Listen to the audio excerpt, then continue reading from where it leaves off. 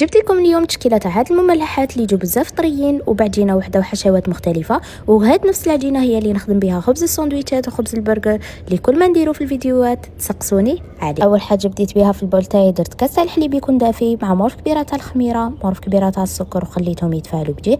في الجفنه تاعي درت 4 كيسان تاع الفارينه مع نص مغرف كبيره تاع الملح، حبه بيض وبياض ومغرف كبيره من خلط الرحبه اللي يعطيني قوام بزاف مليح للعجينه تاعي. ضفت خليط الخميره وجمعت العجينه تاعي، زدت لها 2 مغارف كبار تاع الزبده وعجنتها مليح نتحصلوا على عجينه تكون طريه وتتلاصق شويه. غطيتها وخليتها تخمر.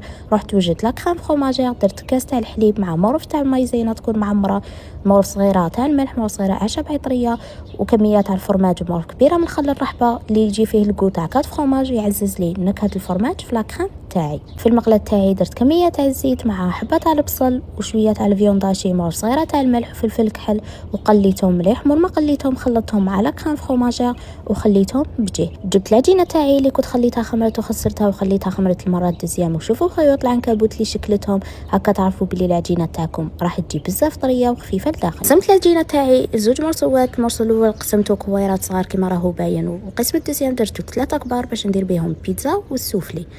فتحت العجينه تاعي تكون السمك تاعها رقيق هكا باش ما تجيكمش معجنه لداخل، درت لها الحشو مع الفرماج وغلقتهم. وشوفوا هاد الشكل الاول شحال يجي شباب. الشكل الدوزيام درت سوفليات، فتحتهم ودرت لهم لاصوص طوماط مع الحشو هذاك تاع الفرماج والفيونداشي وشويه تاع الفرماج، وغلقتهم وقطعتهم باش يجي الشكل تاعهم مليح. وهذوك الزوائد راح نزيدو نجمعوهم ونخدموا بهم سوفليات واحد اخرين. الشكل الثالث درتو كاليزوني، درت له لداخل لاصوص طوماط مع الطون المايس والفرماج، غلقتهم وزدت لهم لاصوص طوماط من فوقها وشويه تاع الفرماج وخليتها بجيه.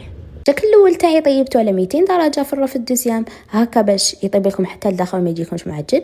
كي طاب لي شعلت له من فوق حتى يتحمر. للسوفلي راح طيبوه في ليطاج الاول في الماكسيموم هكا باش يجيكم خفيف وفارغ لداخل. زدت درت بيتزا محشيه الاطراف، درت لها لاصوص طوماط والفرماج والزيتون، وهي والبيتزا كاليزوني طيبتهم في ليطاج الاول، شعلت لهم من الفوق ومن التحت حتى تحمروا لي على جهه. وهاي لكم النتيجه قدامكم تاع هاد المملحات. وهاد العجينه راح ديروا بها حتى خبز الساندويتشات ومملحات واحد اخرين تجيكم خفيفه كي القطن لداخل.